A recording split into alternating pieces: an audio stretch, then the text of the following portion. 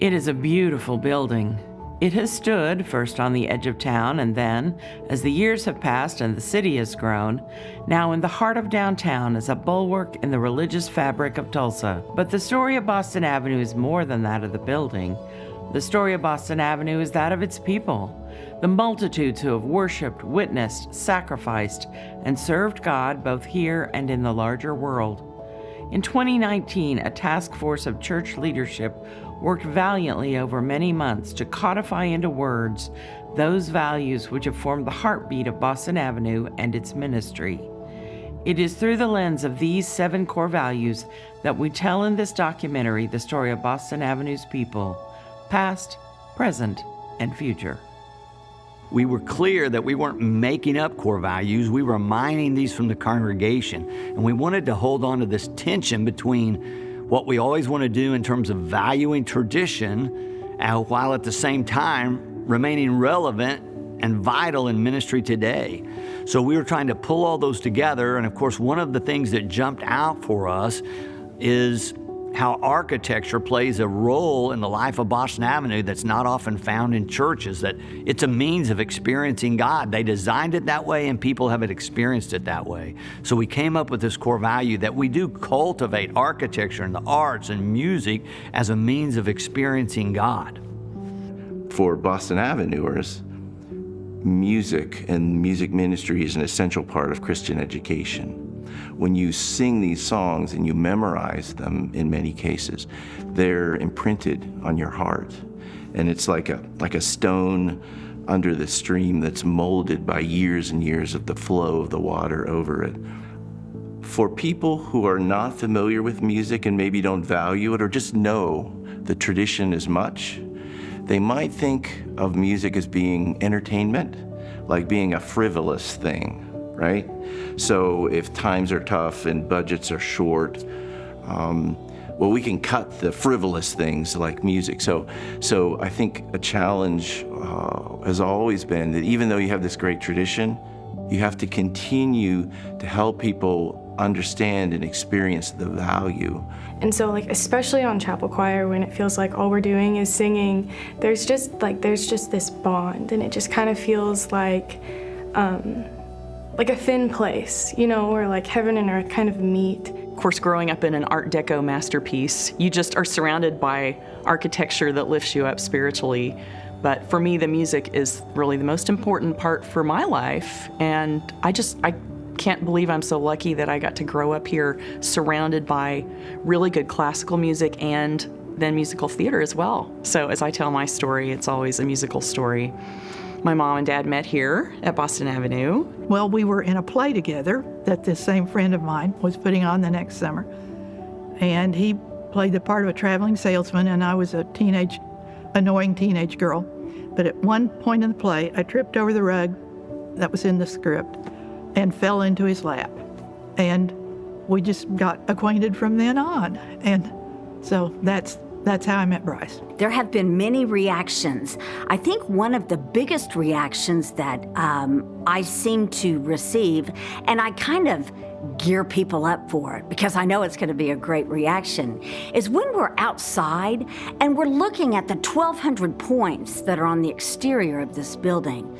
But have you all seen the praying hands on the exterior of the building?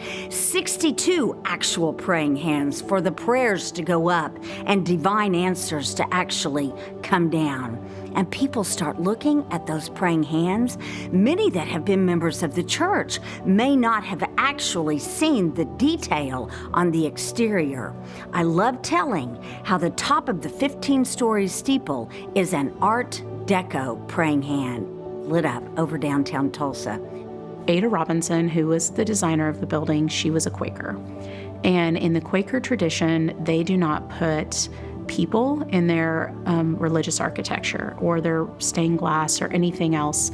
And so the symbolism within the church, the stained glass windows, the main ones that are in the sanctuary, it is all based on native plant life, And so if you look at it, it looks like this, kind of abstract vision, but it's really the plants. It's the land that this church was built on. And in the 1920s, women weren't out there doing their thing quite like they get to do today. And in its, 92-year history, I'm the first woman who's in charge of the building committee. It's pretty cool to think that, that a woman designed the building and now a woman's taking care of the building. And I do take that very seriously. Our building is, in the architecture world, is considered a one of a kind. Well, it is to everybody, but it is a work of art. And it is probably the most classic example of vertical Art Deco in the United States. It has symbolism of this soaring verticality and the praying hands that we talk about that runs throughout the building. And they're one of the very first buildings certainly in the Methodist world, to address Methodist history.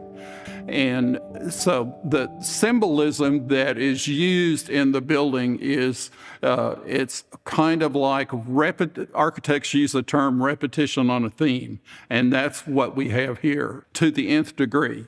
It's a joy just to look at it. Boston Avenue has just always been a fixture that, as a Tulsan, it's just a building that, I've seen my whole life. And as I've grown as an architect, realized how significant it is and how unique a church it is in design and the history of it. The history of it's very interesting. In the same time period, same 10-year or so time period, many of the congregations in Tulsa were building their new churches. The oil money finally arrived, and you can walk and probably see 5 or 6 different churches that were built at the same time, and they're all magnificent. But Boston Avenue is starkly different because I think it has a lot to do with as an architect, my projects, the unique and the better projects are when the client has vision. And I think looking back and just researching, I think the congregation or the building committee or the pastor had a certain vision that they didn't want to, and it may not be vision, that may be too strong a word or daunting of a word. They just didn't want the same stuff. They wanted something different. Rice in particular was a highly intellectual pastor. That people remarked on that all the time. He was an educator at heart. He was quite a forward thinker in a variety of ways. And I don't think that this church building would look like it does without John Rice's influence. When we began to think about how we put Christ's love in action within the congregation and in the community, what we came to was that so often what we do is develop partnerships with different groups within the church, but especially with groups outside the church, and that leverages our resources to put Christ's love in action. You cannot achieve very much individually. But when you are in partner with each other as a community of faith, and then with those out in the community, whether they be the people you serve or other organizations who are serving people, you really increase dramatically and the impact that you can have in a life. We couldn't go out and do a counseling service in Espanola, New Mexico on our own. But McCurdy is there, and we can plug into that and make a difference for those young people who need counseling. And then as Christ's love in action, that's what it's all about, sharing that love. And in that process, one of the things that happens, and I always share this with team members, it's more about, again, not just transforming the lives of those you touch, but also being open to transformation itself, allowing Christ's love to flow through you. Sometimes I would go out of my way to help a person, because that's what I enjoy. One of my favorite deals right now is driving the golf cart. I enjoy doing that, that's why I get up every Sunday morning. So even if it's cold, hot, I'm out there. And, I just enjoy doing little things like that, The more I do, the better I feel. So when we were developing Smiles of Faith and trying to figure out, what does the North Tulsa community need for dental care, we first off decided to go with a mobile model of care. Transportation is very difficult for this community, and we knew that if we didn't bring the dental care straight to the patients that needed it the most, then we wouldn't be successful. We're working together with people of all races and all different walks of faith, and our goal is to have our mobile dental unit that we had graciously donated to us from the Oklahoma Dental Foundation be parked at each of these 5 downtown churches 1 day a week. While we're at the church site, that local church is going to provide a series of volunteers for us that will be waiting with the patients while they're getting their dental care and seeing if there's any other ministry or needs that the patient might need. So we're going to also be looking at, do they need food? Do they need clothing? What else can we provide for them? Is there something that we can be praying for them for their life? It's actually not great if we assume what folks of, just the Black community, for example, that's heavily populated in North Tulsa, what the wants, needs, desires are, because we have different lives. Like, we go about life very differently. And so those needs are going to could be drastically different based on a lot of different factors. And so the Smile of Faith program is in collaboration with a lot of churches within North Tulsa that actually directly interacts with on a weekly, daily basis within that community, right? So partnering with them, so we're not kind of providing a voice of, oh, you need this, but more so how can we support what the need is within this community? And so just by asking that question, let that community tell us what the need is, and then we do our best to support that. When I first came to Tulsa in 2017, the church had a welcome for me, and David Wiggs was the only pastor in Tulsa that came to the welcome. And he was happened to be white, right? And that just blew my mind. David Wiggs, pastor of the Boston Avenue United Methodist Church, came to welcome me. Never forgot that. And it just showed to me his heart. And the church reflects the heart of their pastor. So when God spoke to me after COVID hit about having a food ministry to give food to people in the Greenwood community, one of the first churches to come and send volunteers, like the first church, matter of fact, was Boston Avenue. I believe I heard about the need to assist with the wonderful food program at AME through Maranatha Sunday School. And so we've made amazing friendships there over and above the fact that we're all washing dishes, stirring food, dishing it out, putting it in bags, and serving the needy people every single day. Exactly. And it helps us to realize that there's always been a need. We may not have been aware of it, but as a church, we realize that there's something that we can do and should be doing. And one of the things that I wanted to do in this ministry and have continued to do, I try to put myself in their position. If I were homeless and I needed something, I would want to be able to come somewhere and not have to worry about, the stigma attached to it. And I want to provide for them what I would want. So that's why they get the hot meals the way they do, and why I put such care into it, because I don't want to give anybody anything that I wouldn't want myself. Well, and how lovingly it's served. I was slopping food in real fast one day, and then I was corrected by one of our workers, Cora, who said, wipe the edge of that off. We don't serve it with any dribbles on the side. I mean, it is immaculate when we serve it. The United Women in Faith are a supportive community locally, nationwide, and worldwide. And that's mainly what we do, is educate and help other women to be who they can be, all that they can be. education, healthcare, you name it, and United Women of Faith are participating in those areas. I like the fact that we're, as Debbie says, we're universal. And we try to take care of some of the problems of the world and make everybody feel needed and wanted. I think understanding the situations that people are in, particularly when they're so different from my background. I was born into a very loving family. They accepted me. I know what acceptance is. But a lot of these people we work with, I worked in prison ministry for a while, and a lot of them had no idea. They didn't believe we were just coming there to help them. One of them said, "How much do you get paid to do this?" And I said, "Oh, we don't get paid.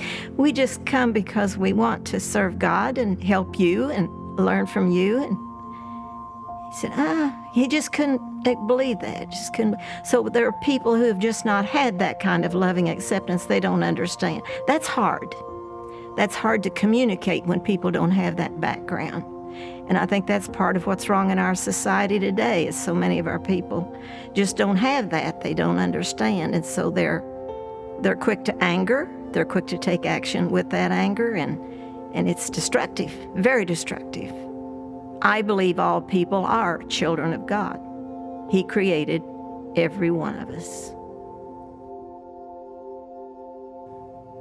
When the team was assembled and we were working through these different ideas about what the core values would be, one rose to the top, and it's the one about affirming that everyone is a beloved child of God. And we looked at that in our history and the way that the church has done that, and we looked about how relevant that is today in terms of what the church is doing to try to overcome chasms or barriers, whether it's race or interfaith or with the LGBTQ plus community, how we reach out and affirm and invite and try to welcome anyone who's seeking God or a relationship with Christ at Boston Avenue. What was the National Conference of Christians and Jews, now the Oklahoma Center for Community and Justice. His term had just ended as chair of that board. Mine had just begun when 9/11 happened.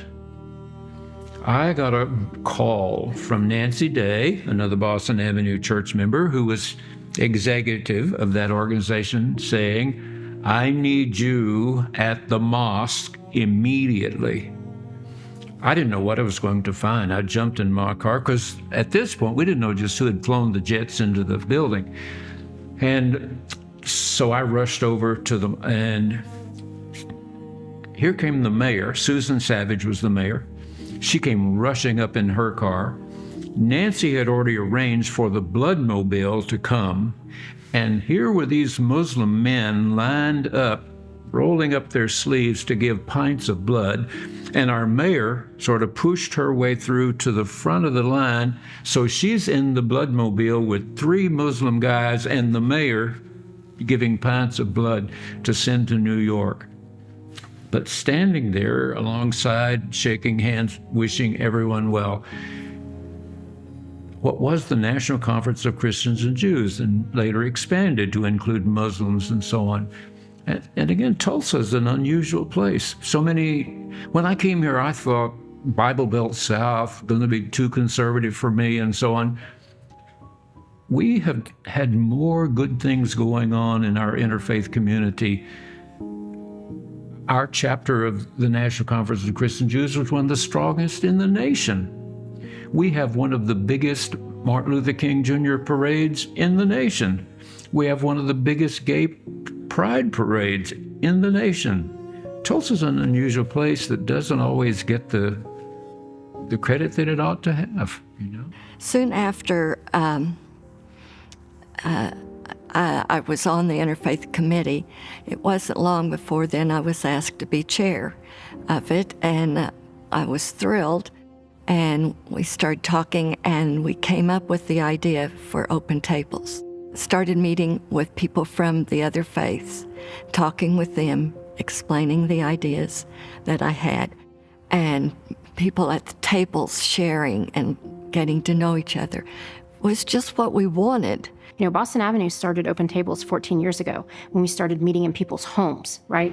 The power of being able to share conversation around a meal, it speaks volumes. And it takes me back to that Last Supper, right, as a Muslim.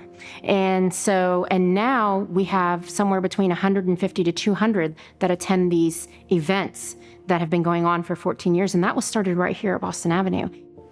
Learning. We're not coming together just to break bread without discounting the importance of sitting together. When you're around people from the other faiths, you find out how important their faith is to them. And it inspires you to be better in your own faith. When Tulsa Metropolitan Ministry was formed back in 1937, it was formerly known as Tulsa Council of Churches. And Boston Avenue United Methodist Church was one of the founding members. So all of these downtown tall steeple churches, as we call them, were the forming members of Tulsa Council of Churches. So it has its history from the get-go. Well, it's a very deep and personal meaning for me when we talk about affirming everybody. Because when I was put on the board, then I was made associate director and then executive director, and ultimately some people made some decisions about their support because apparently Muslims were not their neighbors.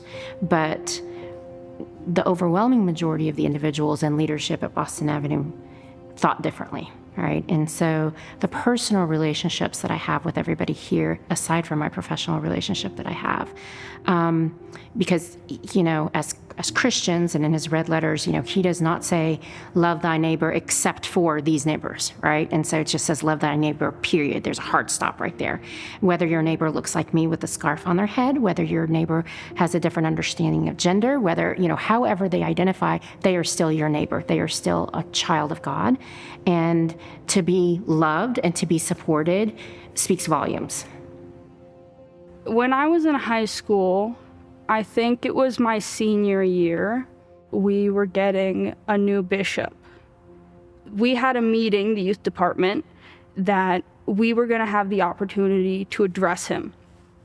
And a couple of youth were going to be chosen to address him on a number of different topics, like youth involvement in the district, which was very high at that point, I can attest to, but also to the fact that at that time it was kind of boiling over the internal church politics in regards to including LGBT people. And we as a youth department wanted to say that we thought that it was very important for the church, not just now, but for its continued future and viability with young people, understanding that everyone is an affirmed child of God. I went and I told the bishop that, this is my home, this is my church, this is my denomination, my faith, and I deserve it just as much as everyone else. And that, I'm a queer person. And I'd looked into the theology because as a young queer person, I was in pain and I wanted to be a good Christian. And I had to go and find it all myself. And I wanted the bishop to know that it was important, that the church could give you that information, that the church had the theology, that it was there. And I knew it, and it was beyond me that it wasn't common knowledge at that point, and that we were still arguing about it, and that one person's opinion could negate someone else's existence. And he listened very diplomatically. And then he very diplomatically said that, there are other people in the church that disagree. And that this was an issue that would be addressed in the annual conference, in the general conference. and that he was so proud of his youth for coming and addressing him. And we were all very disappointed. I have this immediate kind of nervous response, because if we're affirming LGBTQ people and affirming people who hate LGBTQ people at the same time is really hard. I think it's really important. I work with people who have been convicted of felonies, and I love them, and I think they deserve love, and I think their victims deserve love, and finding a way, though, for a place to really say that and do that, I think is hard. And typically when people say we're going to do that, they're not actually thinking about what affirming everyone means. So I kind of wanted to wait and see, okay, so Boston Avenue says, we affirm everyone. Is that going to mean until most of our congregation gets angry about this person and then, we're not affirming them? What does it mean to try to affirm everyone when people hurt each other and there's conflict in the world? So yeah, I was nervous. I think it's a really good core value. I think it's so hard. And what I appreciate in conversations with people at Boston Avenue is the recognition that it's really complicated and hard. And that's what makes me hopeful for Boston Avenue. As we were working on these, we wanted to include this call of all Christians that's in Scripture about being ambassadors for reconciliation. It particularly became important to us as we discussed it, given our history of our founding being part of the Methodist Episcopal Church South, which was basically founded on slavery, on the separation between the North Church and the South Church that was going on in the country was also going on in the church. We wanted to make sure that we lifted up that call for Boston Avenue Christians to make sure that we continue to work on that legacy and to make sure we are people of reconciliation. Boston Avenue has a tradition of reconciliation and being at the forefront of social justice issues. And that didn't start just in the last few years, particularly in the 50s and 60s. With the civil rights movement, there were a number of ministers of the downtown churches who gathered regularly, and they were not only wanting to be in connection on a personal level, but it was, what can we do for the community? And they were the ones who were at the forefront of the civil rights movement to take that as white, Protestant, and then we also had from the Catholic Church particularly, to go in and to advocate for our Black brothers and sisters in the midst of the civil rights. And so particularly in the late 1950s and the 1960s. So from the very beginning, we have had a tradition of being in mission and then working towards social justice issues and bringing the congregation and the people along under the leadership of those of the church. Since the incorporation of the Martin Luther King Commemoration Society in 1979, Boston Avenue has been woven into the faith and community fabric. Space for our meetings and for our conversations for the community, they were always held here. And it was at a very difficult time when a lot of the churches, especially North churches, were reluctant to go south, and South churches were reluctant to embrace and engage the churches of North Tulsa. Boston Avenue welcomed, and not only just the pastor, but also the congregation. The congregation was also a part of everything Martin Luther King, from the hope and healing, which was the early mission, to evolving into now the reconciliation for justice. Rendering justice, thinking about reconciliation, is a journey. It is not a sprint that gets us there in which we have crossed a finish line. It simply isn't there. It is something that is with us as a part of being a Christian on a regular, ongoing basis. So there is no, if you will, endpoint to the initiative. As I've gone through what I've been able to do in the archives and have wondered, how is it that Boston Avenue, the plant of the Methodist Church South, over its time has evolved from what was very definitely a Southern congregation, a Southern white congregation with a number of indications of white supremacist, superiority of white people, inferiority of black people, as their theologically based beliefs. How did it evolve over time to this public cathedral, a place not only of culture and art, and not only has contributed greatly to education, public education in Tulsa, but also a place that has become known as one of the churches most involved in, one of the predominantly white churches most involved in racial justice work, definitely most involved in interfaith relations. So how did that transition happen? And honestly, I do believe the building has something to do with it.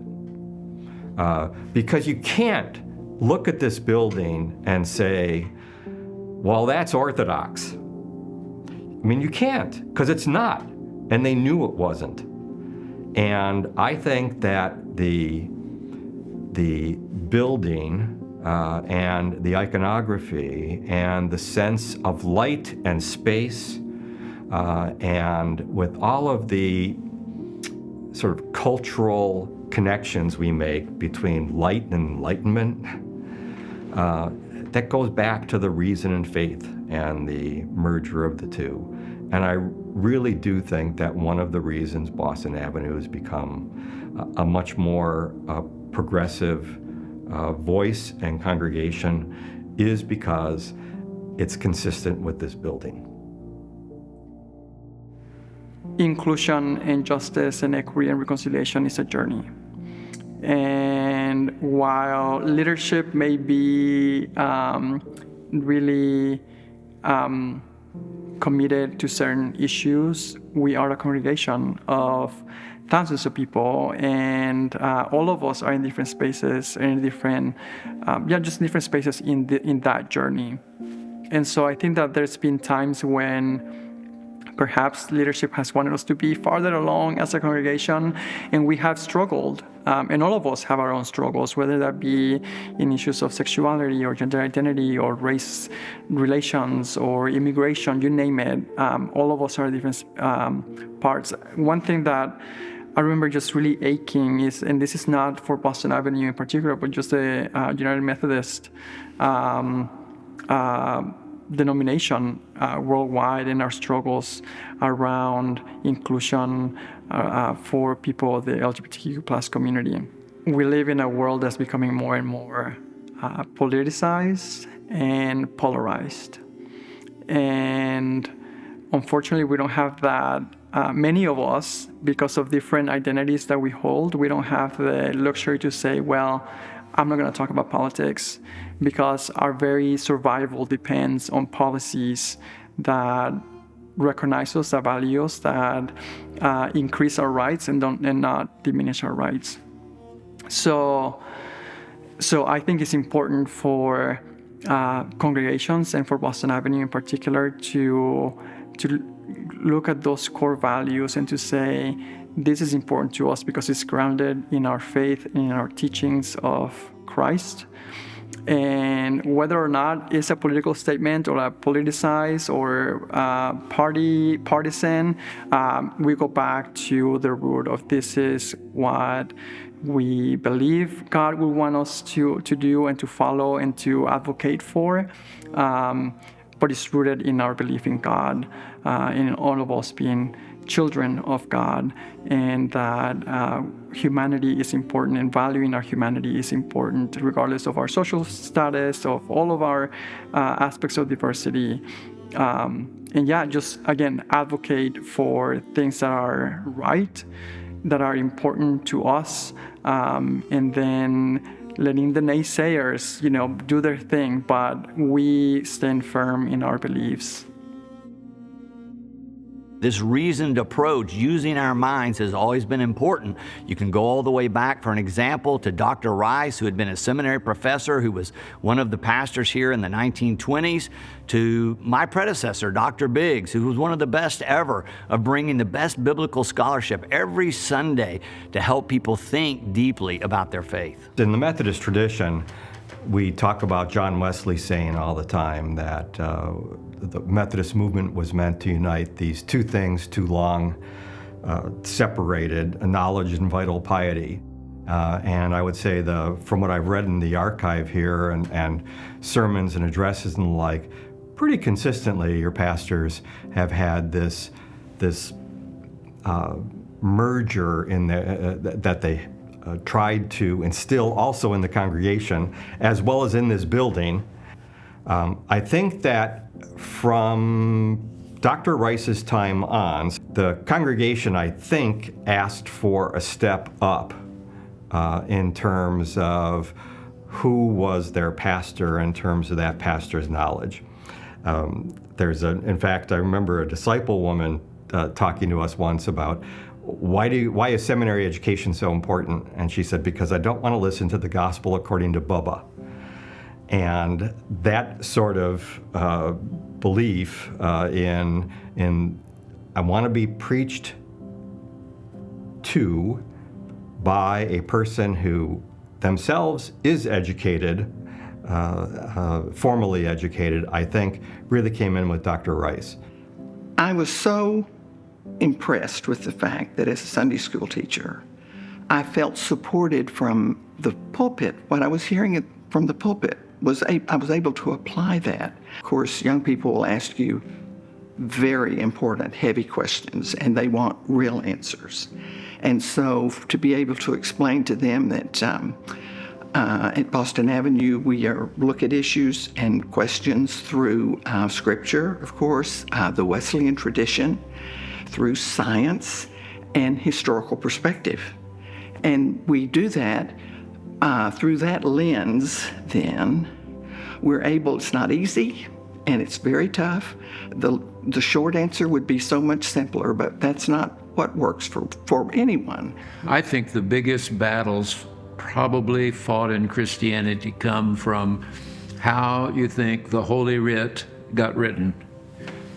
But I am personally a great believer in our seminaries, where they teach you that God did not dictate the Bible.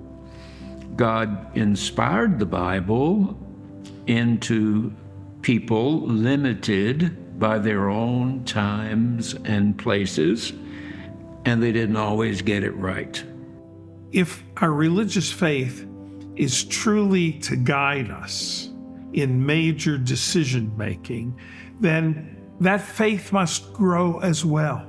And that may mean change and other things that make it so that it does speak to this generation, to these people. And yes, of course, it has to be reasonable. We're given minds, intellects by God as part of our creation, and I don't think ever told, well, don't use them. These are gifts. Use them to the fullest. I have had the great opportunity to teach a number of classes here at Boston Avenue. And when I am with the people here, I always appreciate the kinds of strong programming that goes on with churches that have strong adult Sunday school programs. For one thing, that usually means there's a fairly strong children's and youth program as well.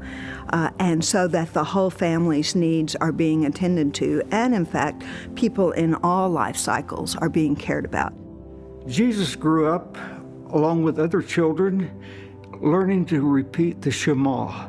But in his ministry, they asked Jesus the most important commandment. And he started repeating the Shema, but he added something to it.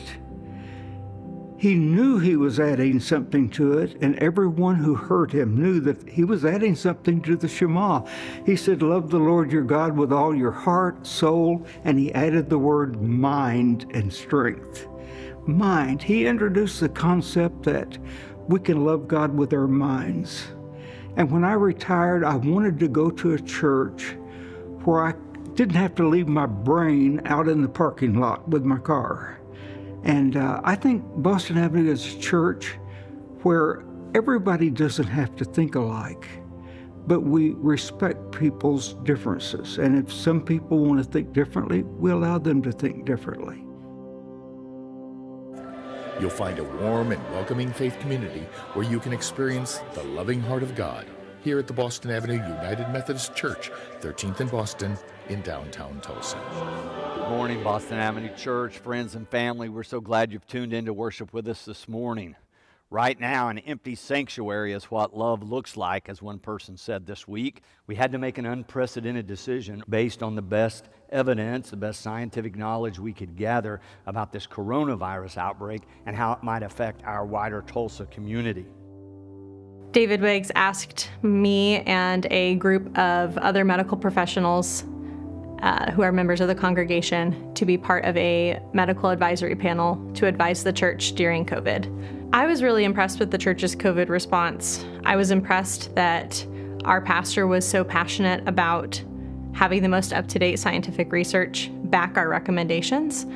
I was really impressed as a medical professional that my home, my faith home, and my faith community would be so supportive of what I do at work and what my career passion is. And so the way that those two worlds were able to kind of be married in the time of COVID was something that was really special to me.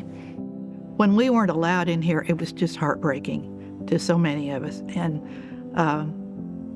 when I first got in, I thought, I forgot how pretty it was. And I still feel that way. You feel God everywhere, but it's a special feeling you get when you're in this location.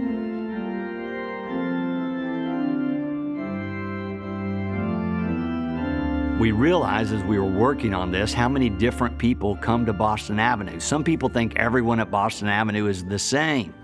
But what we know is that we have people coming are very different places in their spiritual journey, different backgrounds in terms of their relationship with church or no church.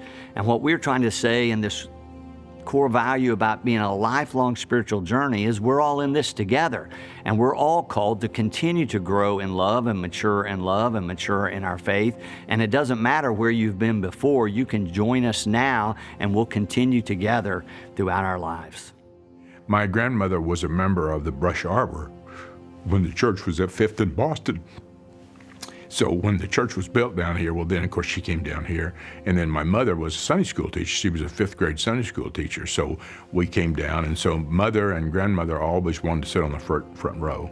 And then they brought 2 aunts with them, and the aunts always sit on the front row. So I've been sitting on that front row since somewhere in the 30s, right after the Depression. So I've been here for 86 years. So. Well, you know, Boston Avenue being, having the reputation it does and the size it does and their involvement in not only the Tulsa community, but in the conference and even, I would say, the world, churches are going to look towards Boston Avenue for some direction. I know, like, before the internet, you know, pastors, if you live in the Tulsa area, or at least the, television broadcasting area, you might be able to, record Boston Avenue and watch it later, right, when you're at home. And you would get inspiration from, either Dr. Biggs or David Wiggs, or any of the other associates that might be preaching. Certainly with the internet now, we can all, see what you guys are doing and listen to Dr. Wiggs, and that can happen not just in Oklahoma, but literally around the world. Well, in 2007, when I first started, all this equipment was very analog, old school stuff, and we could turn the whole thing on with the flip of a switch. I see my role on the TV crew as being just kind of one part of the body of Christ. One of my favorite parts about the TV ministry and our group that puts us together every week every year at Christmas time, we get together for Christmas dinner, and our senior pastor usually joins us, and he loves to share stories of letters, emails that he's gotten from viewers at home, telling them, how much it means for them to be able to worship from home or the hospital or wherever it is that they are. Those people really do truly connect with the people of this church who are just faces on a screen, and they may not even know their names, but they really do feel a connection because they see the people of this church week in and week out. A lot of folks at home feel a part of our church community. The Married Folks class was founded in 1920, and I love this story. There were two couples that went to see the bishop in Oklahoma City because we'd always had the men's Bible study and a women's Sunday school class, but there had not been a couples class. So they had an appointment, went to see the bishop, and he said, well, we've never done that before. We've never had a couples class. But all right, we'll try it. And so they did. So this was quite innovative in the Methodist Church, I think in any church. And so 1920, September 12th, and they started, and they had 32 in attendance. So it grew from there. In a few years, it became 845. The memorial service flag that we made in the 40s, honoring the servicemen who fought during World War II. On all of the blue stars are the names of all of our servicemen. We think it hung behind where the minister would sit today in the sanctuary. The gold stars on the flag symbolize the servicemen that didn't come home. Well, rumor has it that my grandfather in the 20s was involved when this building was built. The family lore says he contributed the money for the elevators in the tower. So we've been here since this building's been here, I believe. For me, it's even more like home because my family's here. My mom was here, my grandmother was here. I don't know for you, but Blaine and I both grew up in the church also, so I know I have my own memories of getting a third grade Bible. And so then to turn around and be able to watch from afar our kids having that same experience or similar experience going through that, it just feels like there are certain parts of growing up that we experienced that now our kids get to experience. And so it's fun to watch those moments. Our Boy Scout Troop 20 just recently celebrated its 100th anniversary as a Boy Scout troop, and it is the longest continuously active Boy Scout troop in Tulsa. My son, Larkin, wanted to join the Boy Scouts, and despite the fact that there was a church directly across the street from our house at the time, where he could have gone to a very good Boy Scout troop, he decided he wanted to come to his church and be a Boy Scout at his church.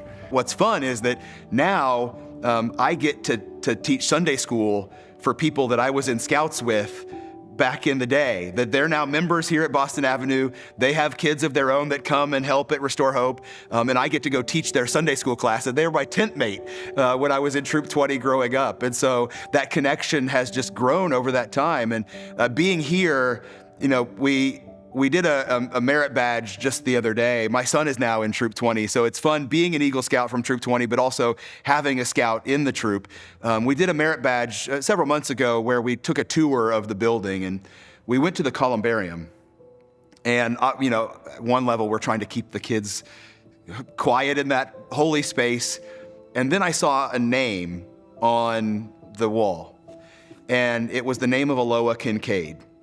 And I still remember vividly Aloha Kincaid taking me in this hallway just down the way and teaching me public speaking. So she taught me what it meant to be a public speaker. It's a tool that I use all the time. every day, right now, I'm using the skills that Aloha Kincaid taught me as a scout in Troop 20 to help me grow as a human being and as a citizen in our community. So some of the most wonderful weddings have been ones where I've officiated at the wedding of a person who's now an adult, but who sang at my wedding when they were a child or a youth. Because when I got married here, we had the youth choir and the children's choir sing. And so there's several of those people who've grown up and come back, and I've gotten to officiate their weddings. So that's always very special. And I've done funerals for people who've been my most wonderful support system since I've been at Boston Avenue. And then to get to help and participate in baptisms of babies whose parents I got to give a third grade Bible to. It's so wonderful to get to see life come full circle. We always talk about how we learn as a child and how we learn as an adult. And then it seems like every 2 weeks I'm sitting here at a funeral, and it's somebody I've known for a long time. And it seems like it's someone out of our class.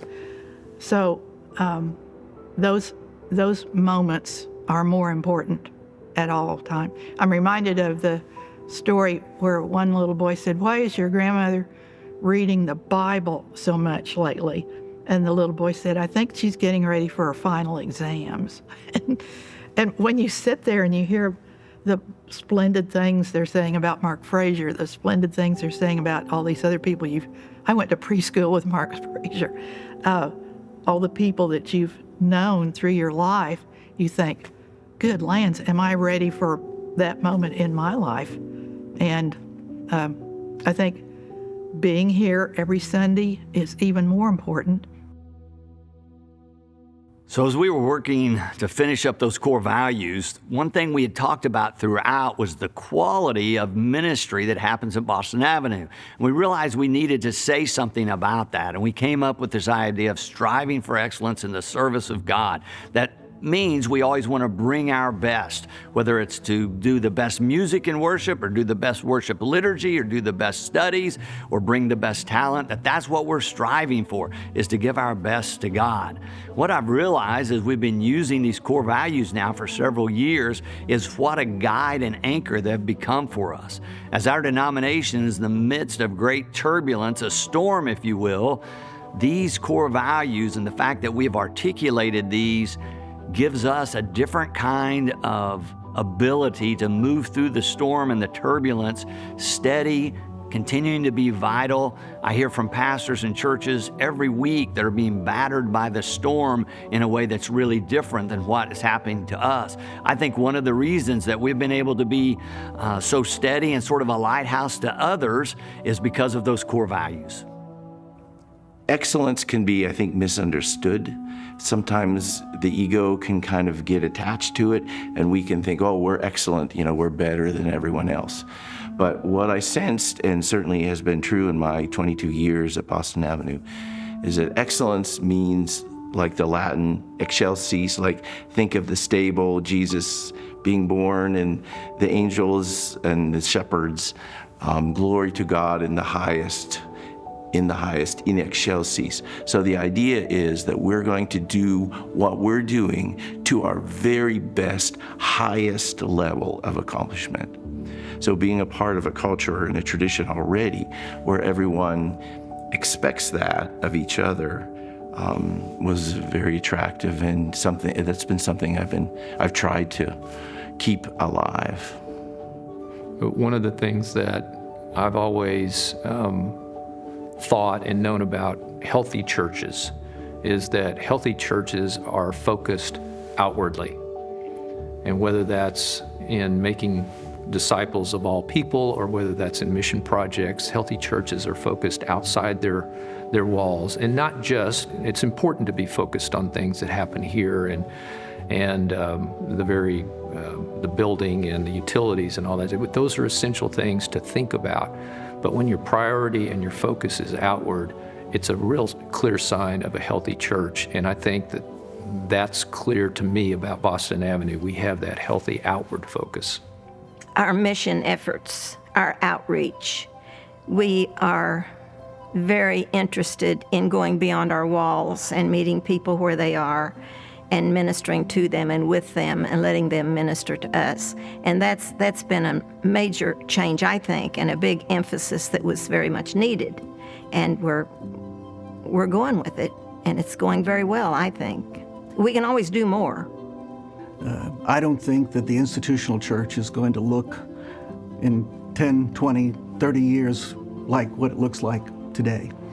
And I think Boston Avenue is open to that. People who love God, want to follow the Spirit's leading, but are tired and hurt by the institutional church.